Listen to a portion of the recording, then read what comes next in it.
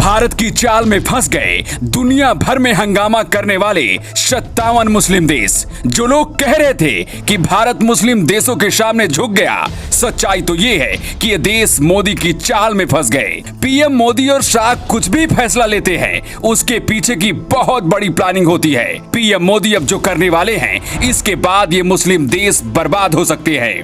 PM Modi का पूरा plan जानेंगे तो आप भी हैरान रह जाएंगे।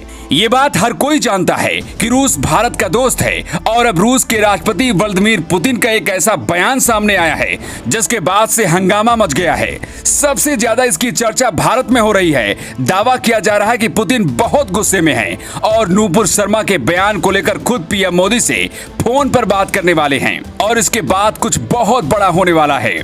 भारत ने इन मुस्लिम देशों को भाई की तरह माना। जब कोरोना से पूरी दुनिया में लोग मर रहे थे, अमेरिका ने भी मुस्लिम देशों का साथ देने से हाथ खड़ा कर लिया था। तब भारत ने सिर्फ 7 दिन के अंदर सारी मदद पहुंचा दी थी।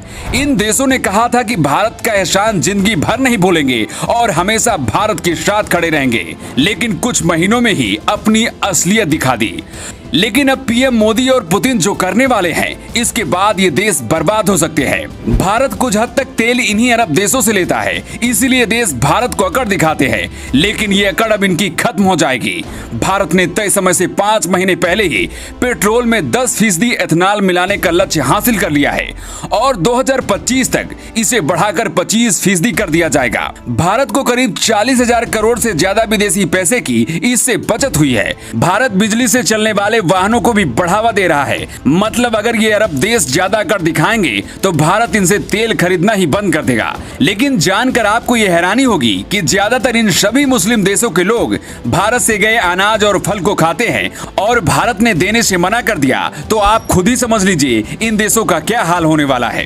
दावा किया जा रहा है कि मुस्लिम देशों से रूस के राष्ट्रपति पुतिन भी बहुत गुस्से में हैं। इसकी वजह पुतिन का एक ऐसा बयान है जिसे गलत तरीके से वायरल किया जा रहा है और दावा किया जा रहा है कि नूपुर शर्मा के बयान देने के बाद पुतिन ने बयान दिया है। इस बयान में पुतिन कह रहे हैं कि पैगंबर मोहम्मद का अपमान धार्मिक स्वतंत्रता का उल्लंघन है और इस्लाम को मानने वाले लोगों की पवित्र भावनाओं को चोट पहुंचाता है। मुस्लिम कट्टरपंथी और भारत के अंदर पुतिन के इस बयान को गलत तरीके से वायरल किया जा रहा है, जबकि सच्चाई तो ये है कि ये बयान 1 साल पुराना है। पुतिन ने 23 दिसंबर 2021 को अपनी वार्षिक प्रेस वार्ता में फ्रांस के शार्ली हेब्दो और इस्लाम विवाद के मामले में बयान दिया था। रूस भारत का दोस्त है, ऐसा कहा जा रहा है कि पुतिन इसकी वजह से बहुत गुस्से में है और खुद मोदी से बात करने वाले हैं। दावा तो ये भी किया जा रहा है कि पुतिन भारत को कच्चा तेल पूरा देने के लिए कह सकते हैं। अगर ऐसा होता है तो अरब देशों से भारत तेल खरीदना ही बंद कर देगा और अनाज फल भी नहीं देगा।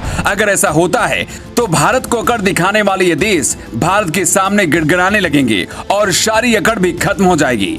वैसे आपको क्या लगता है, पीएम मोदी को अब क्या करना चाहिए? अपना जवाब कमेंट बॉक्स में देकर हमें बता सकते हैं। Bureau report, new times.